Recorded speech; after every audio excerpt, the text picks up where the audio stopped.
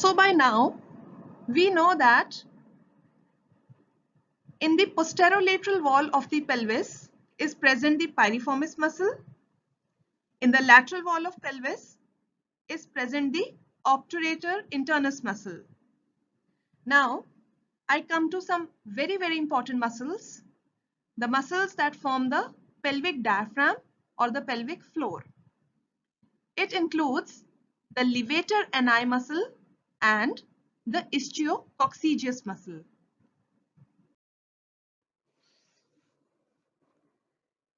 Let us now discuss about the pelvic floor. The pelvic floor divides the cavity of the lesser pelvis into a pelvic cavity superiorly and the perineum inferiorly. So, what are the structures that make up the pelvic floor? The pelvic floor is formed from the pelvic diaphragm that comprises of levator ani and ischio-coccygeus muscles, also the perineal membrane and the fascia covering their superior and inferior surfaces. Before we understand the orientation of the muscles of the pelvic diaphragm, I will discuss about the placement of the various viscera in the pelvic cavity. So this is the sagittal section of the male pelvis, and we already know by now that there is a urinary bladder placed in the midline anteriorly, and posteriorly in the midline is present the rectum in the pelvic cavity. We also know that as the urinary bladder gets filled up with urine, it expands superiorly and may extend right up to into the abdominal cavity. We know that there is a urethra that begins from the lower end of the urinary bladder. In males, the initial part of the urethra is surrounded by this prostrate gland,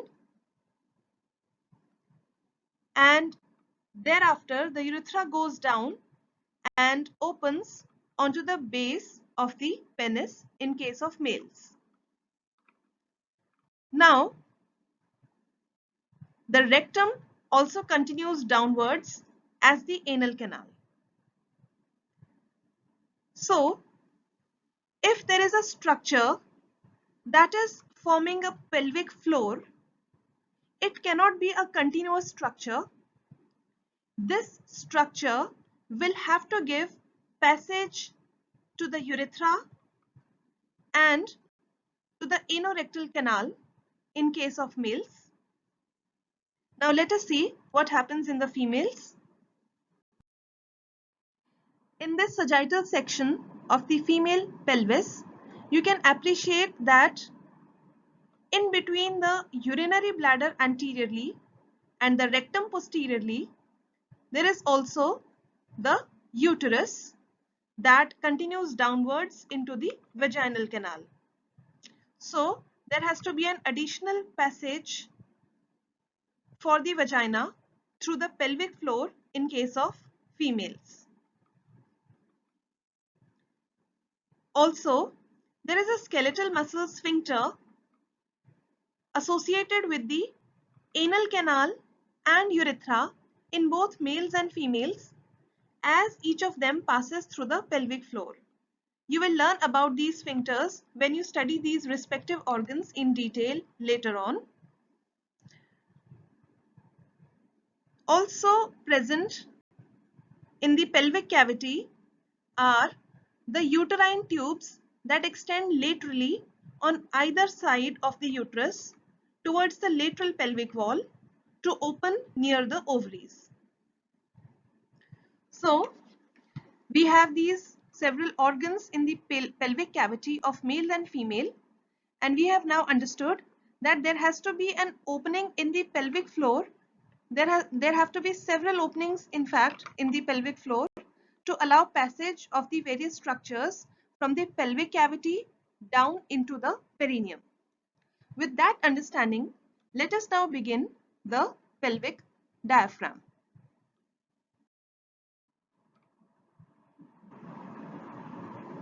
In this picture, this is a coronal section through the pelvic cavity, and you can appreciate that laterally here, this is the obturator internus muscle taking origin from this obturator membrane. This muscle is covered on the medial aspect by the fascia of the obturator internus, and you can see that there is this levator ani muscle which I had mentioned earlier, takes origin from the tendinous arch formed by the obturator fascia, and this is the levator ani of the opposite side. This muscle contributes to the pelvic diaphragm that forms a part of the pelvic floor, and you can see here that there is a gap in this muscle through which the rectum continues down into the anal canal. Similarly, there will be passage of the urethra in males and females, and also the vaginal canal in case of females.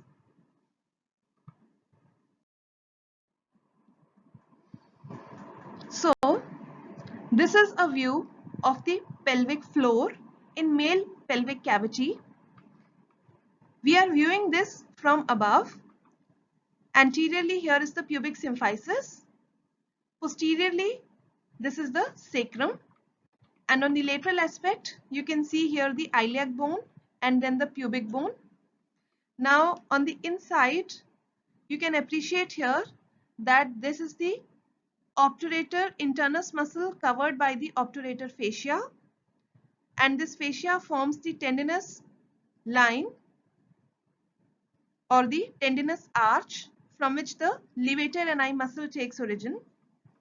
So this is the portion of the levator ani muscle that contributes to the pelvic diaphragm, and this here is the ischio-coccygeus muscle that also contributes to the pelvic diaphragm. So this is the pelvic diaphragm, and the other structures in the pelvic floor that you see here are the perineal membrane, this structure. And you can appreciate that there is a hiatus in this male pelvic floor for the urethra anteriorly, and this is the anorectal hiatus posteriorly. Similarly, here in the pelvic floor of the female pelvis, there will be a hiatus for the urethra, followed by the hiatus for the vagina posteriorly, followed by the hiatus for the rectum even posteriorly. Coming to a very important topic, that is the pelvic diaphragm. The pelvic diaphragm contributes to the major portion of the pelvic floor, and this diaphragm is formed by two muscles, the levator ani muscle and ischio-coccygeus muscle, also referred to as the coccygeus muscle.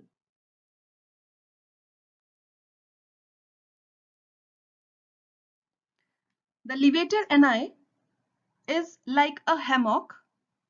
It is a broad muscular sheet that is attached to the inner surface of the true pelvis. It is divided into named portions according to the attachments of the various parts of the muscle, and also according to the pelvic viscera to which the muscles are related. However, the various parts, they are not easily distinguishable, and the boundaries between the various parts are not very distinct. Also, the various parts have similar physiological functions. So, what are the parts of levator ani? There is the puborectalis, pubococcygeus, and iliococcygeus. Behind this levator ani is present the ischiococcygis or coccygeus muscle. Earlier, it was also considered to be a part of levator ani, but now sometimes it is referred to as a separate muscle. So let us discuss these parts in detail. The pubococcygis muscle. This muscle takes origin from the posterior surface of the body of pubis. Pubococcygis further has several parts. The medialmost fibers of this muscle, they run immediately lateral to the urethra and the urethral sphincter. This is a section through the male pelvis, and you know that somewhere in this region, the urinary bladder will go down as the urethra. The urethra basically will extend down from the urinary bladder, pass through this urogenital hiatus and go down. So the portion of the muscle surrounding the urethra here is called the pubourethral part of the pubococcygis, also called the pubourethralis. In males, you know that just below the urinary bladder is present the prostate gland. So some of these fibers, they surround the lateral aspect of the prostate gland, and therefore that part of the pubococcygis is also referred to as the puboprostaticus or levator prostatae. Now, some fibers in case of females, they run backwards from here and they will form a sling around the vagina, and these fibers are referred to as the pubovaginalis. Now, these fibers of the pubococcygis in this region, these fibers both in male and female, they are attached here to the perineal body, and some of these fibers also blend with the longitudinal muscle coat of the anal canal, and therefore they are called the puboanalis.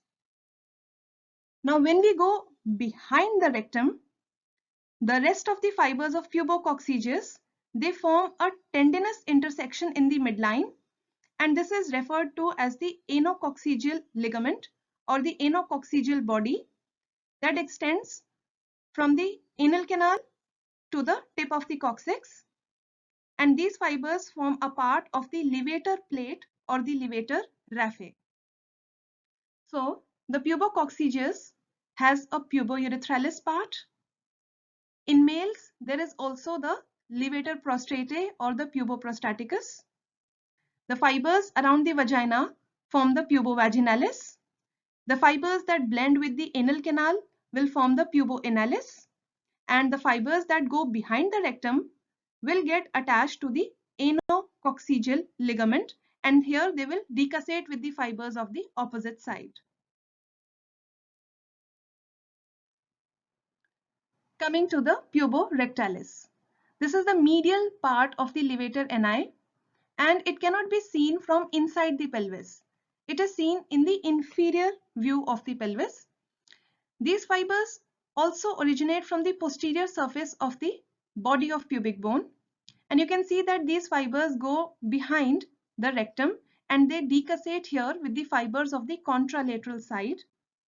And you can see how in this diagram these fibers, they form a sling and they pull the anorectal junction anteriorly, and thereby they have a very important clinical function. The fibers of puborectalis, they help to maintain fecal continence. You can see that when one person is at rest, the anorectal junction is being compressed by the puborectalis muscle, and when defecation has to occur, the puborectalis muscle will relax to allow the opening up of the anorectal junction. So this muscle is very important for maintaining the fecal continence. The next part of levator ani is the iliococcygeus muscle. This muscle, this originates from the posterior part of the tendinous arch and also from the pelvic surface of the ischial spine. You remember the tendinous arch which is formed by the fascia covering the obturator internus. So this muscle is taking origin from there. Now the fibers, they sweep backwards and medially, and they join the fibers of the contralateral side to form a raphe that becomes continuous with the anococcygeal ligament extending from the anus to the coccyx.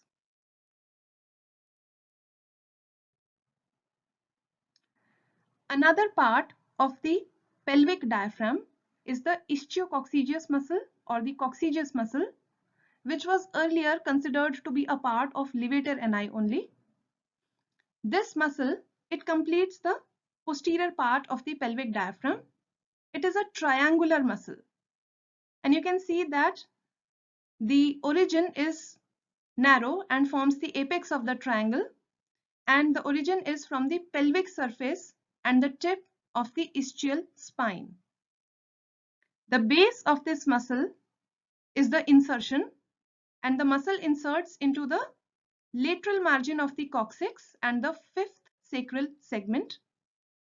The nerve supply of this muscle is from the branches of S4 and S5, and this muscle helps to support the pelvic viscera and also helps to flex the coccyx.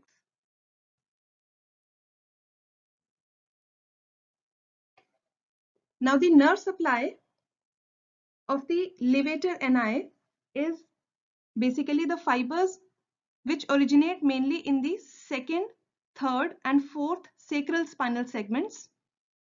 They reach the levator ani from below and above.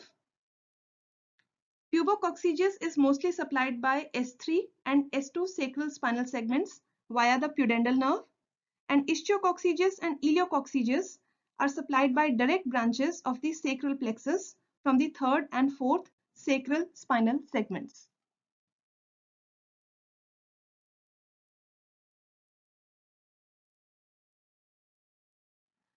What are the functions of this pelvic diaphragm?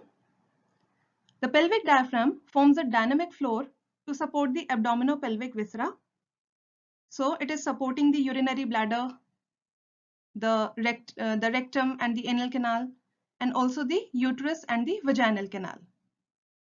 It assists in maintenance of urinary and fecal continence. You already know that puborectalis has a role in fecal continence. And you know that so the relaxation of this muscle allows urination and defecation. When this muscle, when the pelvic diaphragm actively contracts, it helps in forced expiration, coughing, sneezing, and vomiting. The pelvic diaphragm also contracts during fixation of the trunk during strong movements of the upper limbs. Also, it helps to support the fetal head during childbirth. So the clinical significance of the pelvic diaphragm.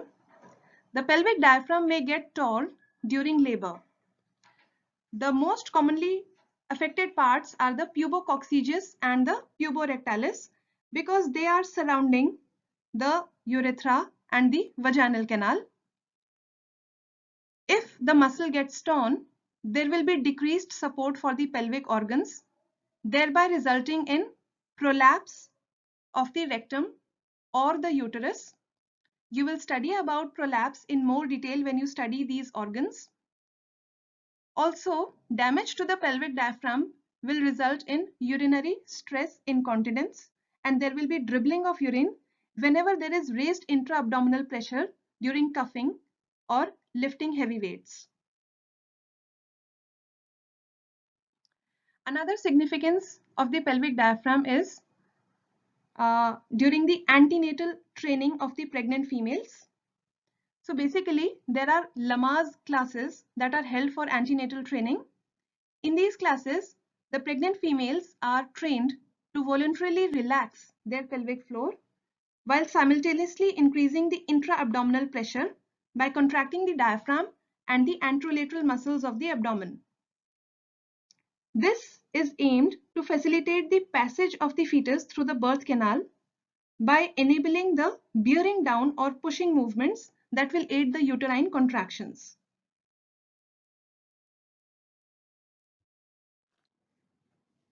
a word about the Kegel exercises. The pelvic floor weakens with pregnancy, childbirth, and aging. So Kegel exercises are done to strengthen the muscles in the pelvic floor.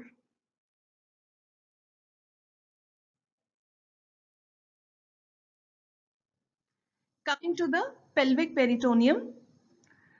The pelvic peritoneum is an extension from the peritoneum that was there in the abdominal cavity. However, in the pelvis, the peritoneum does not reach right to the bottom up till the pelvic floor. In fact, it is reflected over the pelvic organs, thereby creating folds and fossae. Most of the pelvic viscera are infraperitoneal, that is, they lie below the peritoneum, except for the fallopian tubes, which are suspended by a mesentery, and ovaries, which are not covered by peritoneum, but by a dull epithelium of cuboidal cells. The peritoneum is not firmly attached to the urinary bladder. This is a noteworthy point. And in this region, there is a lot of loose areolar tissue that allows for the expansion of bladder when it gets filled with urine. Let us now trace the peritoneum in the male pelvis. In this sagittal section, this is the cut edge of the pubic bone anteriorly and the sacrum posteriorly. So in the male pelvis, there is a urinary bladder below which is the prostrate gland, and you can see the urethra passing through the prostrate and going down into the perineum. Behind the urinary bladder, this structure is the seminal vesicle. Behind the urinary bladder, there is the rectum that continues downwards as the anal canal. So the peritoneum of the posterior abdominal wall, as it sweeps down into the male pelvis, it comes to lie in front of the rectum, and in the region of upper 1/3 of the rectum, it covers both fronts and the sides of the rectum. But as it goes further below, in the region of middle 1/3 of rectum here, it is present only on the anterior aspect of the rectum. Here it doesn't cover the sides of the rectum. Now from the rectum, the peritoneum gets reflected anteriorly towards the posterior aspect of the urinary bladder over the seminal vesicles. And after that, it covers a little bit of the upper part of the posterior surface of bladder, also called the base of the bladder. So, as the peritoneum goes from the rectum to the upper part of the posterior surface of urinary bladder and the seminal vesicles, this fold of peritoneum creates a pouch which is called rectovesical pouch. It lies between the urinary bladder and the rectum. The base of this pouch lies about 7.5 centimeters above the anal orifice. So this distance is roughly 7.5 centimeters. After covering the posterior aspect of the bladder in the upper portions, the peritoneum gets reflected to the superior surface of the urinary bladder, and after that it becomes the parietal peritoneum and becomes continuous with the peritoneum of the anterior abdominal wall. And I have already told you that here it is loosely attached to the bladder in this region, and this allows for expansion of the urinary bladder when it's filled with urine.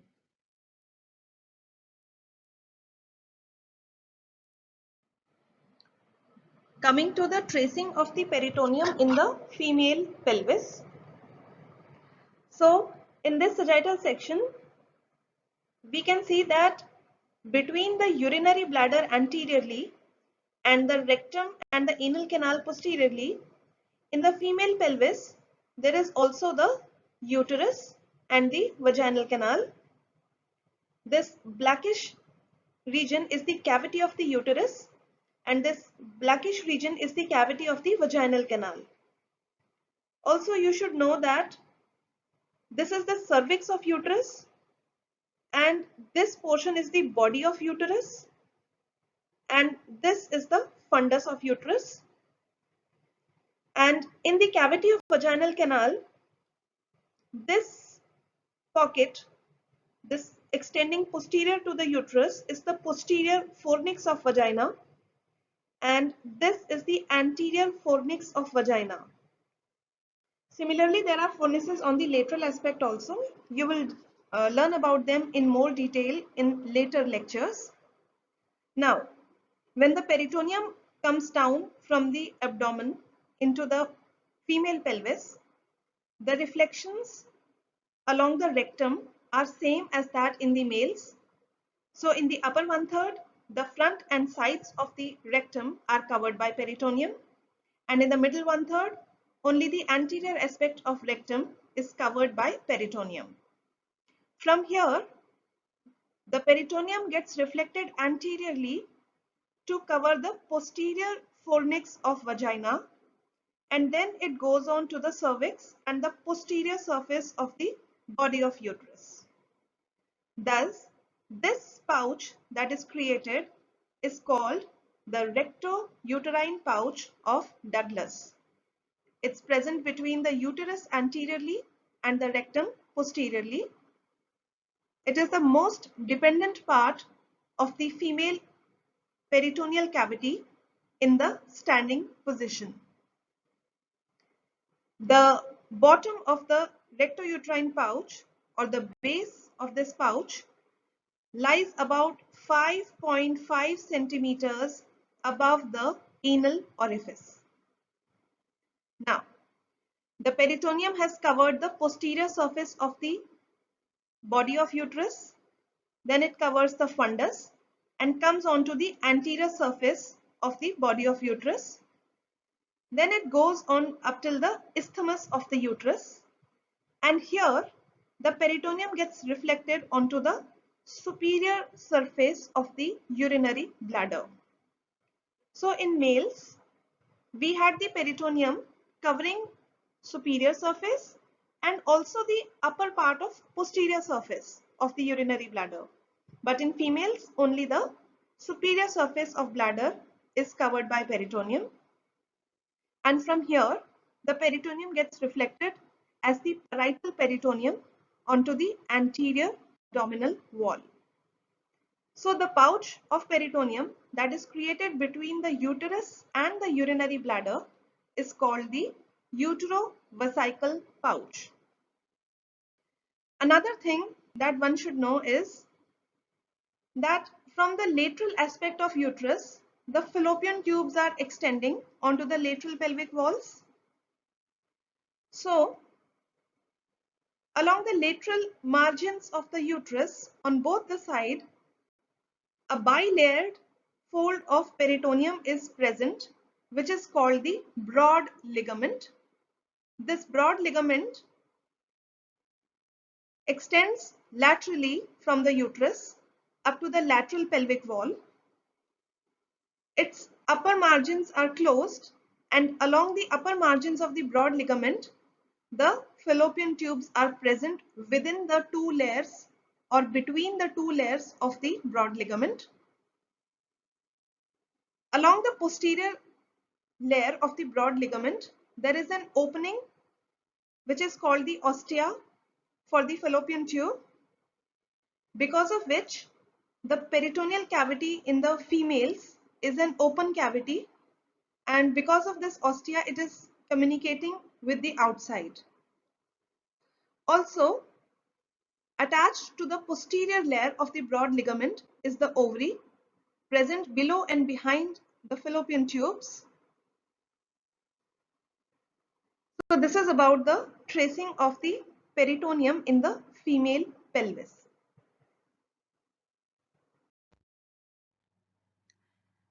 Now that we have understood the sagittal tracings of the peritoneum in the pelvis, let us have a look at this coronal section. You can appreciate that this is the sigmoid colon continuing down as the rectum and further below as the anal canal. Now, as the peritoneum covers the rectum, it also gets reflected onto the sides, onto the lateral pelvic wall. And this creates a fold of peritoneum, and the space thus created is called the pararectal fossa. So we have the pararectal fossa on either side of the rectum. Similarly, when there is the urinary bladder, one will have the paravesical fossa on either side.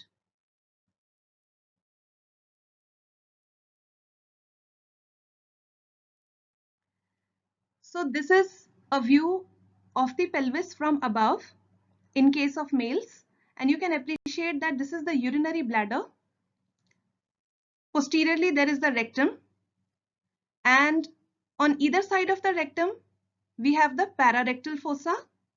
On either side of the urinary bladder there is the paravesical fossa. Also, superior to the bladder, the space that lies is called the supravesical fossa. One must also remember that the peritoneum is loosely attached to the upper aspect of bladder as it reflects onto the anterior abdominal wall. And here there is presence of loose areolar tissue, and this loose attachment of peritoneum allows for the expansion of bladder when it gets filled with urine. Now we come to the pelvic fascia. The pelvic fascia is the connective tissue that is present between the peritoneum and the pelvic walls and pelvic floor. It is continuous superiorly with the abdominal fascia. Traditionally, the pelvic fascia is considered to have two layers: the parietal layer that lines the walls of the pelvis and the pelvic floor, and the visceral layer that ensheathes the pelvic viscera. These two layers are well defined and membranous. Apart from that, there is some loose fascia which is known as the endopelvic fascia, which is present between the parietal and visceral layers. When we talk about the parietal layer of pelvic fascia, it is a membranous layer of variable thickness that lines the inner surfaces of the muscles in the pelvic wall and the muscles in the floor of the pelvic cavity. So here you can see that this is the obturator internus muscle in the lateral pelvic wall, and this green colored is the parietal layer of pelvic fascia covering the obturator internus. Again here you can see that the parietal layer of pelvic fascia is surrounding the levator ani, and it covers both superior and inferior surfaces of the levator ani. So the parietal layer of pelvic fascia, it covers the obturator internus muscle, piriformis muscle, the levator ani, and also it is present around the coccygeus muscle, the urethral sphincters, and is present also in front of the sacrum, where it is called the presacral fascia. According to the muscle that it covers, the parietal layer of pelvic fascia has specific names. For example, the fascia covering the obturator internus is called the obturator fascia. Now, a word about the fascia covering the levator ani or the pelvic diaphragm. Levator ani and coccygeus muscle together constitute the pelvic diaphragm, and the fascia covers the levator ani on both the superior and the inferior surface. So this green colored layer is the fascia covering the levator ani. Now, the superior fascia of the pelvic diaphragm is much thicker than the inferior layer. It is attached anteriorly to the posterior surface of the body of pubic bone. It extends laterally across the superior ramus of pubis, and you can see that it blends along the lateral pelvic wall with the obturator fascia covering the obturator internus. It is continuous posteriorly with the fascia over the piriformis muscle. Medially, the superior fascia of the pelvic diaphragm, it blends with the visceral layer of the pelvic fascia.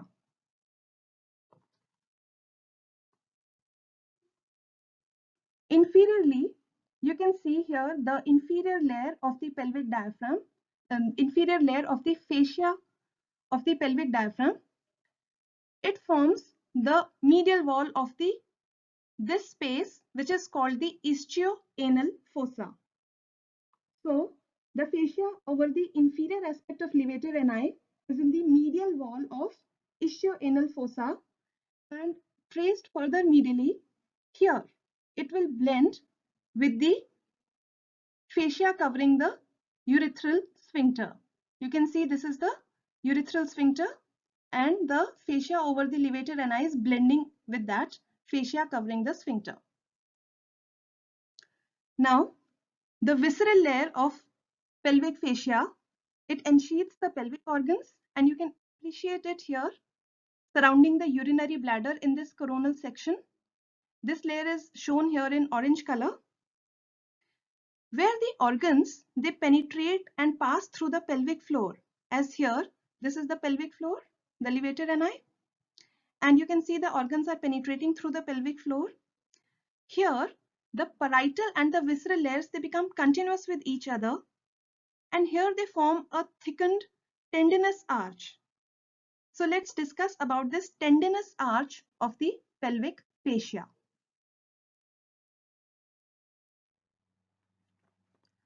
This tendinous arch of pelvic fascia is a band that is present bilaterally.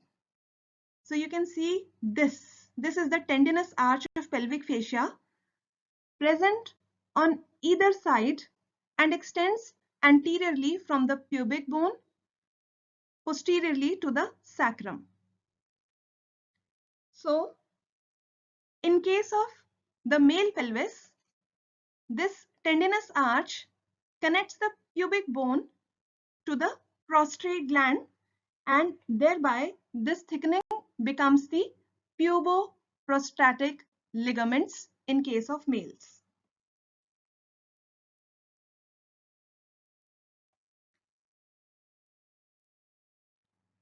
When we come to the female pelvis, this anterior part of the tendinous arch, see, this is the tendinous arch of the pelvic fascia extending from the pubic bone posteriorly to the sacrum.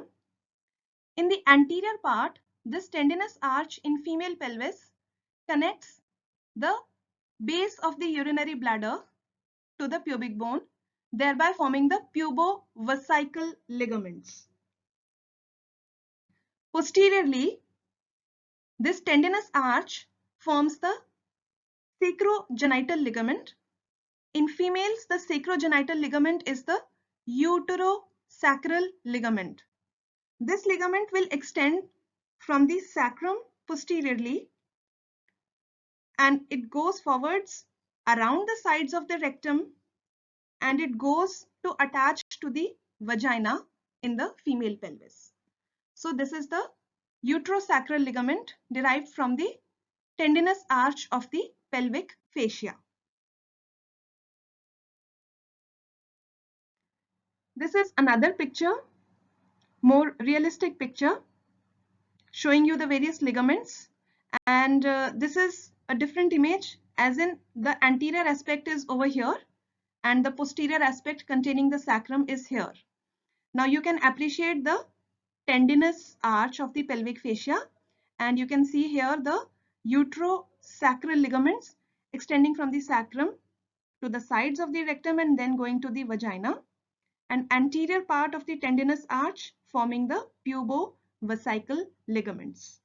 In males, the counterpart is the puboprostatic ligaments.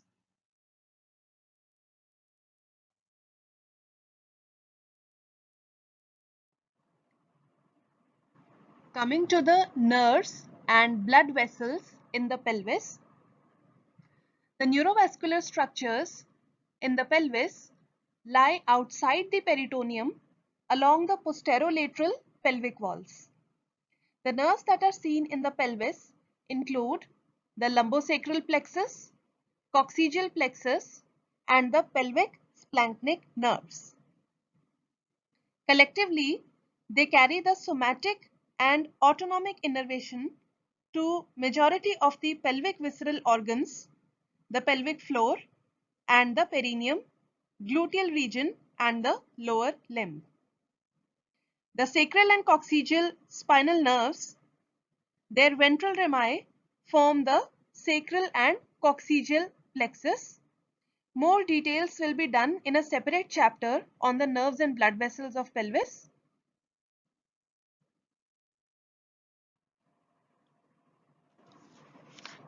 The vascular supply and lymphatic drainage of the pelvis. The major arteries that are seen in the pelvis include the common iliac artery, internal iliac artery, median sacral artery, which is coming from abdominal aorta, the superior rectal arteries, which are continuations of the inferior mesenteric arteries, and the ovarian arteries in case of females, which are also coming from the abdominal aorta. Now, the common iliac artery is formed by the bifurcation of the abdominal aorta at the level of 4th lumbar vertebra. So this is the common iliac artery. This artery descends and divides at the level of intervertebral disc between L5 and S1 into an external iliac artery and an internal iliac artery. You know that the external iliac artery is the chief artery for the lower limb, and it continues deep to the inguinal ligament as the femoral artery in the lower limb. The internal iliac artery, you see the bifurcation where the common iliac is dividing into external and internal. Usually this bifurcation is crossed by the ureters. Now this internal iliac artery is separated from the sacroiliac joint by the internal iliac vein and the lumbosacral trunk. Also, this internal iliac artery further descends into the true pelvis. This is the chief artery of the pelvis and also the perineum, and also supplies the gluteal region. Now, this artery divides into an anterior division and a posterior division. The branches of the anterior division include the superior and inferior vesical arteries that will supply the urinary bladder. This is the superior vesicle and this is the inferior vesical artery. Also, there is the middle rectal artery that supplies the rectum. Then the vaginal artery that you see here, the obturator artery, this one, the uterine arteries, this one that goes to supply the uterus, the internal pudendal artery that you see here, and the inferior gluteal artery, this one. Now, the branches from the posterior division include the iliolumbar arteries, then the lateral sacral arteries, and the superior gluteal artery. The details of these blood vessels will be discussed again in a separate chapter on the nerves and blood vessels. Now, the major lymph node groups present in the pelvis include the common, internal and external iliac group of lymph nodes. The internal iliac group of lymph nodes drain the pelvic viscera except the gonads and major part of the rectum. The posterior perineum, the gluteal and posterior femoral muscles. The external iliac group of lymph node drain the lower limb, the infraumbilical part of the abdominal wall, the glans penis, adductor region of the thigh, membranous urethra, prostate, fundus of the bladder, cervix, and upper vagina. The efferents from the internal and external group go into the common iliac group of lymph nodes.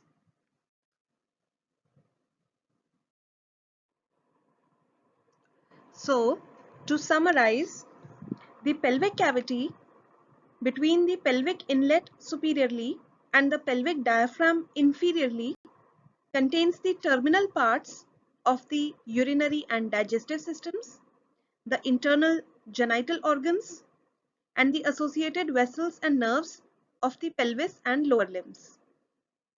The lateral walls of the pelvis are padded by the obturator internus muscle, which is covered medially by the obturator fascia, which is derived from the parietal layer of pelvic fascia.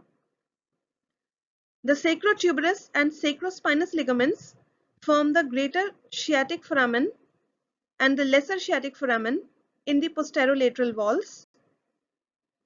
The dynamic floor of the pelvic cavity is the hammock-like pelvic diaphragm. This is made up of levator ani and ischiococcygous muscles. The levator ani is funnel-shaped and comprises of puborectalis, pubococcygous, and iliococcygous. The important functions of levator ani are to support the abdominopelvic viscera. The puborectalis has a critical role in maintaining fecal continence. The levator ani is also critical to the functions of defecation and parturition. We have also learned that the peritoneum that lined the abdominal cavity continues in the pelvic cavity, but it doesn't reach down up till the pelvic floor. Instead, it is reflected onto the superior surfaces of most of the pelvic viscera. In case of the males, the rectovesical pouch and its lateral extensions, the pararectal fossae, are the most inferior extent of the peritoneal cavity, whereas in the female peritoneal cavity, the inferior-most extent is of the rectouterine fossa and its lateral extensions, the pararectal fossae.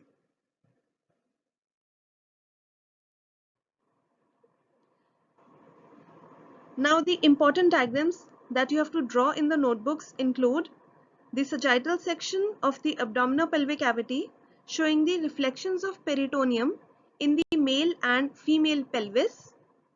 Also, the diagram showing the pelvic diaphragm and all its component muscles. Thank you.